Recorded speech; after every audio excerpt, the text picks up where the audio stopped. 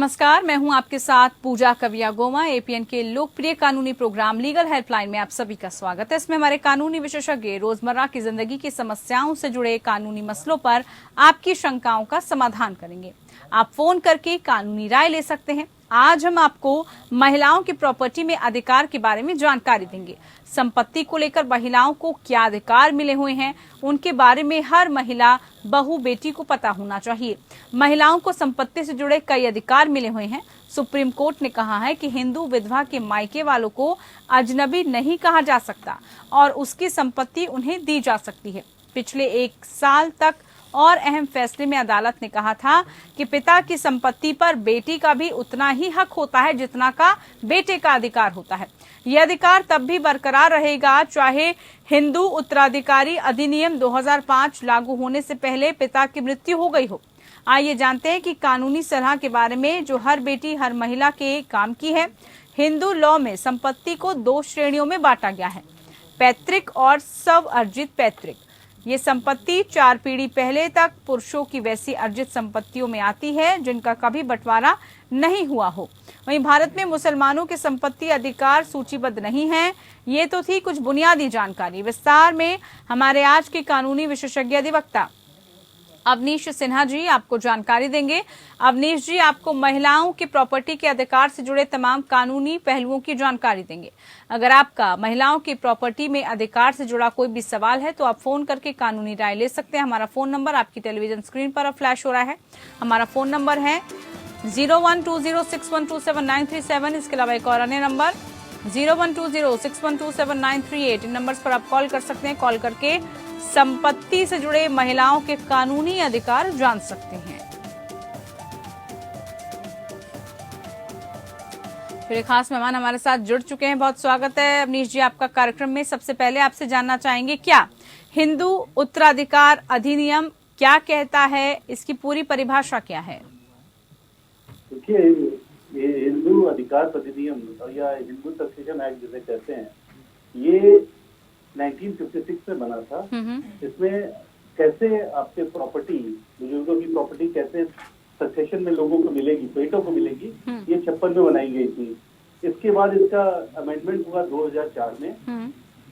2004 से इसमें महिलाओं को भी इक्वल अधिकार, बच्चों के 2005 में इसका अमेंडमेंट हुआ था और इसमें इक्वल राइट गर्ल्स को भी दिया गया है जो राइट एक सन को होता था। मतलब एक पैतृक संपत्ति में एक महिला को उतना ही राइट है जितना कि एक बेटे को राइट होता है। ठीक है। और अब तो ये 2020 में इसको क्लैरिफाई किया है, सुप्रीम कोर्ट ने फर्दर क्लैरिफाई किया है, जिसमें इन्होंने बताया है कि ये जो है ये रेट्रोस्पेक्टिव इफेक्ट से होगा, यानी कि अगर पहले भी अगर पार्टीशन हो चुका है उसमें भी अधिकार, सामान्य अधिकार गर्ल्स अपना क्लेम कर सकती हैं। बिल्कुल। पिता की संपत्ति की बात हो रही है तो उस पर बेटियों के कितने अधिकार होते हैं, किस तरह के अधिकार होते हैं, कैसे वो अपने अधिकारों को प्राप्त कर सकती हैं? क्योंकि अभी भी हम सामाजिक धारणा देखते हैं कि अक्सर ये जो हक है, ये अधिकार है, वो बेटियों को पता ही नहीं होता। जी, ये सबसे बड़ी समस्या है कि अधिकार के बारे में लोग को पता नहीं है, गर्ल्स को अधिकार के बारे में पता नहीं है। लेकिन अब ये बहुत ही मतलब even supreme court, high court, different high court काफी इसको क्लैरिफाई कर चुका है कि गर्ल्स का अधिकार इक्वल है। वो शादी के पहले भी वही अधिकार है, शादी के बाद भी, कि daughter is always a daughter before marriage और after marriage, daughter will remain a daughter. और अधिकार जो है सामान्य मिला हुआ है, हर एज में, हर वर्ग में आप अधिकार अपना क्लेम कर सकती हैं। बिल्कुल, ये तो थी बेटियों के हक की बात। अब अगर हम बात करें स्व अर्जित संपत्ति की, तो उसमें बेटी का क्या हक होता है, उसको मिल पाता है ये हक भी, या सिर्फ पैतृक में ही उसका अधिकार होता है? नहीं, देखिए हमारे यहाँ 2 तरह की प्रॉपर्टी होती है। एक सेल्फ अक्वायर्ड प्रॉपर्टी होती है, दूसरा होता है जो आपका एंसेस्ट्रल प्रॉपर्टी हुई। तो जो आप अब जो आई एम सॉरी हम वो स्पेल नहीं कर पा रहे हिंदी में, वो मतलब सेल्फ अक्वायर्ड प्रॉपर्टी की आप बात कर रही हैं। सेल्फ अक्वायर्ड प्रॉपर्टी मतलब होता है जो प्रॉपर्टी हमने खुद खरीदा हो। जैसे अगर पिताजी ने वो प्रॉपर्टी खरीदी है तो अगर जब तक पिता जिंदा है वो अधिकार पिता के पास है। अगर वो विल कर दिए किसी और को तो कोई बात नहीं, अगर विदाउट विल उनकी डेथ हो जाती है तो वो उसमें वही नियम लगेगा जो कि एक पैतृक संपत्ति में लगती है। मतलब आपका अधिकार इक्वल होगा। ठीक है। अब ऐसे में अगर बात करें माँ की संपत्ति पर, तो क्या उसमें भी बेटी का अधिकार होता है या नहीं होता अवनीश जी? सामान्य अधिकार है, माँ की प्रॉपर्टी हो, पिता की प्रॉपर्टी हो, सब में सामान्य अधिकार। अब बेटी ऐसे को में इक्वल जी, एज एज एज पार ट्रीट किया जाता है विद सन। ठीक है। सारा प्रॉपर्टी में आपकी इक्वल राइट्स हैं। कोई भी दिक्कत हो आप कानून कोर्ट को अप्रोच कर सकते हैं तो गेट द प्रॉपर्टी। सेक्शन 6 में इसको डिस्क्राइब किया हुआ है हिंदू सक्सेशन एक्ट में, उसको इसके मुताबिक किया जाता है इसको। अब अगर चल अचल संपत्ति की बात करें तो उसमें बेटी का किस तरह का अधिकार दिया गया है? देखिए, चल और अचल दोनों में अधिकार सिमिलर है, लेकिन अब जैसे अचल संपत्ति है, जब तक पिता या माँ जिंदा है तो सॉरी चल संपत्ति की बात करें तो जब तक हैं तब तो उनका राइट है। अगर वो विदाउट विल, मतलब अपना विल को क्या कहते हैं, अपना वसीयत अगर बना के गए हैं, अगर किसी और को दे दिए तब तो राइट नहीं क्रिएट होगी। अदरवाइज इक्वल राइट है सारे संपत्ति में, चाहे वो चल हो चाहे वो अचल हो। जी अवनीश जी, महिलाओं के प्रॉपर्टी के अधिकार से जुड़ी जो समस्याएं हैं उसके लिए कानून क्या समाधान देता है? किस तरह के कानूनी हक उनको मिल सकते हैं? क्या कुछ अधिकार मिल सकते हैं? जी हम सब इसे एक बार कृपया दोहराएंगे। जी, सवाल मेरा ये है कि महिलाओं के जो प्रॉपर्टी के अधिकार हैं उसमें जो जो महिलाओं को दिक्कतें आती हैं, यानी कि जो समस्याएं आती हैं, कोर्ट उनका सॉल्यूशन कैसे निकाल पाता है, कैसे उनका समाधान करता है, कैसे महिला को उसका हक अधिकार मिले, वो कैसे मिलता है? जैसे कोई आप एग्जांपल बताइए तब हम उसका आपको वो बताएं, किस टाइप की प्रॉब्लम आ सकती है। महिला को जैसे अगर उसका संपत्ति में अधिकार नहीं मिल रहा है, अगर घर वालों ने मना कर दिया है, या फिर पिता की प्रॉपर्टी में अगर भाई कोई अड़चन लगा रहा है कि नहीं मिल सकती, तो कानून में अलग अलग क्या इसके लिए सॉल्यूशन है, किस तरह से वो उसका समाधान कर पाएगा? सब चीज का समाधान है कानून में। आपको कोर्ट में अप्रोच करना पड़ेगा, फिर प्रॉपर आपको, अगर आप खुद कर सके तो वो भी प्रावधान है, नहीं तो आप कानूनी सहायता लेके, कानूनी सलाहकार से सहायता लेके आप अप्रोच करें कोर्ट में, आपको सारा अधिकार आपको मिलेगा, सामान्य अधिकार, एक बेटे जैसा अधिकार मिलेगा। एक कॉलर हमारे साथ अमित जुड़े हैं फोन लाइन पर, उनसे उनका सवाल जान लेते हैं। अमित जी नमस्कार, पूछिए क्या सवाल है आपका, क्या जानकारी चाहते हैं? नमस्कार मैडम।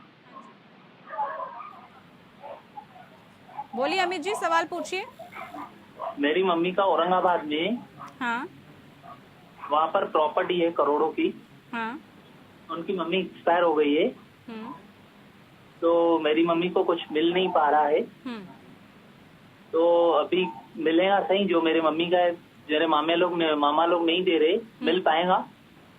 एकदम मिलेगा। कैसे मिलेगा, उसकी प्रक्रिया अविनाश जी समझाइए इनको जरा। देखिए, प्रक्रिया यही है कि आपको जाके एक पार्टीशन सूट फाइल करना पड़ेगा मदर की तरफ से, और उसके बाद जो कानूनी प्रक्रिया चलेगा इनको मिलेगा। सामान्य अधिकार है, इनके मामा के जितना अधिकार इनको भी है, और पूरी इक्वल राइट्स है इनको पूरा मिलेगा, इनकी मदर को। ठीक है, इसमें कोई वो कानून, इसमें कोई भी डिस्क्रिमिनेशन नहीं करता है बेटा और बेटी के ऊपर, क्योंकि ये भी एक क्लास 1 हायर में आते हैं। जो आपके डेफिनेशन है हिंदू सक्सेशन एक्ट में, उसके मुताबिक क्लास 1 हायर में आती है बेटी भी।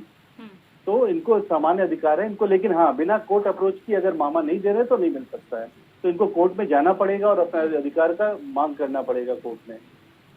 ठीक है, चलिए एक और दर्शक हमारे साथ जुड़े हैं, पूछिए क्या सवाल है आपका। सुजाता जी हैं हमारे साथ अगले दर्शक। सुजाता जी, आवाज मिल रही है, पूछिए क्या सवाल है आपका। मेरे पापा ने अपनी पत्नी के नाम से संपत्ति खरीदी थी। वो मैं बोल रही हूँ, मैं कह रही हूँ मेरे मम्मी पापा ने अपनी पत्नी के नाम से, मेरी मम्मी के नाम से एक संपत्ति खरीदी थी जी।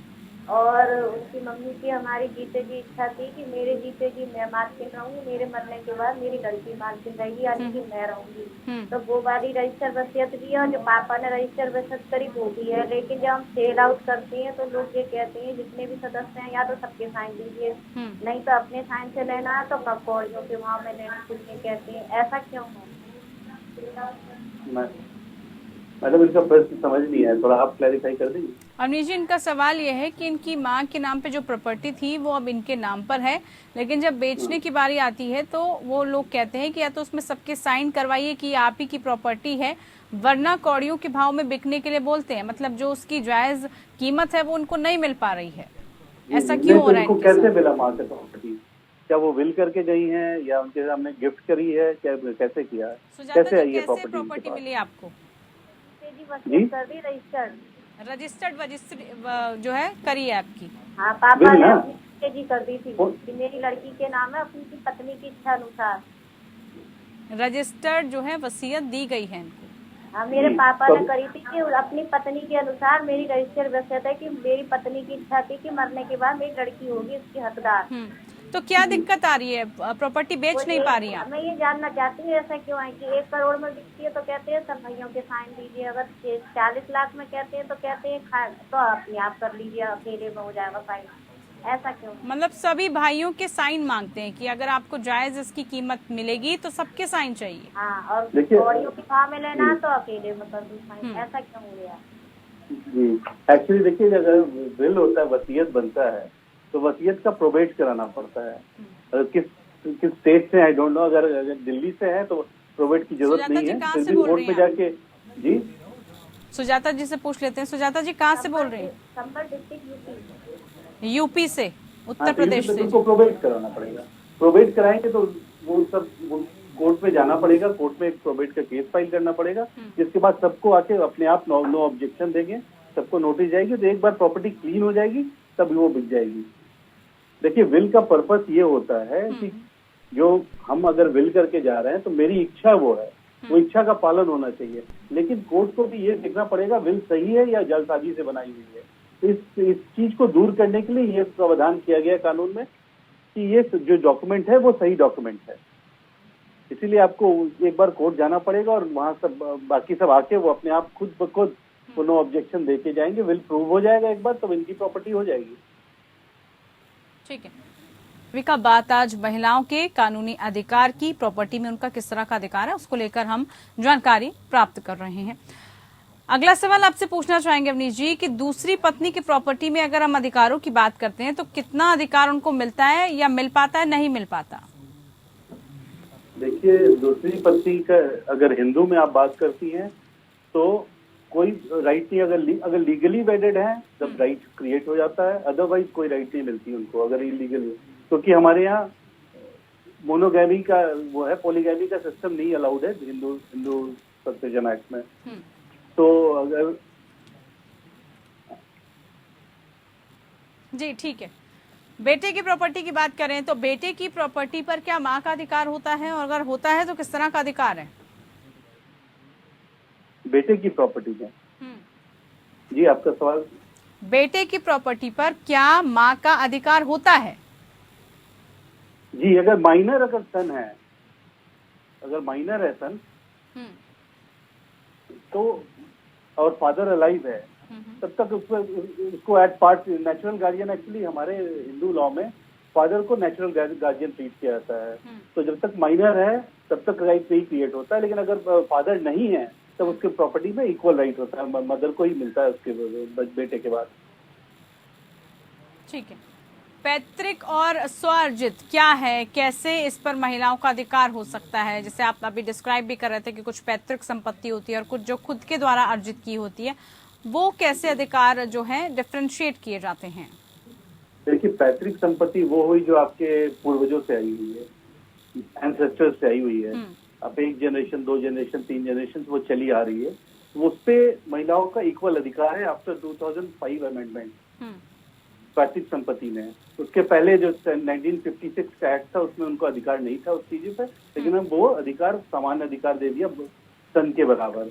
और फर्दर 2020 में सुप्रीम कोर्ट का एक जजमेंट आया जिसमें कर दिया कि ये विथ रेट्रोस्पेक्टिव है, मतलब पहले से अधिकार मिल गया। अगर पहले आपका पार्टीशन में आपको नहीं मिला तो वो भी आपको अधिकार मिलेगा। और जो सेल्फ अक्वायर्ड प्रॉपर्टी होती है, सेल्फ अक्वायर्ड प्रॉपर्टी हुई तो जैसे आपके पिताजी ने कोई प्रॉपर्टी खरीदी हो, वो उनकी सेल्फ अक्वायर्ड प्रॉपर्टी हुई, तो वो अधिकार जब तक पिता जिंदा है वो उनके पास रहेगा। अगर वो विल करके गए तो जिसको देना चाहे दे सकते हैं, अगर विल नहीं किया है तो फिर उसको पैतृक संपत्ति ट्रीट की जाएगी उनके डेथ के बाद, और तो वो अधिकार मिलेगा जो एक पैतृक संपत्ति में एक अधिकार मिलता है। ठीक है। पति के वेतन और संपत्ति की जब हम बात करें तो पति के वेतन और संपत्ति में जो पत्नी का कानूनी अधिकार है वो क्या होता है सर? कितना जो है पत्नी का हक है कि वो पति के वेतन में कुछ भी जो है मांग सकती है? देखिए, अगर पति सफिशिएंट मीन्स है, अच्छा कमा रहा है और कुछ डिफरेंस होता है वाइफ को, तो वाइफ उससे क्लेम कर सकती है।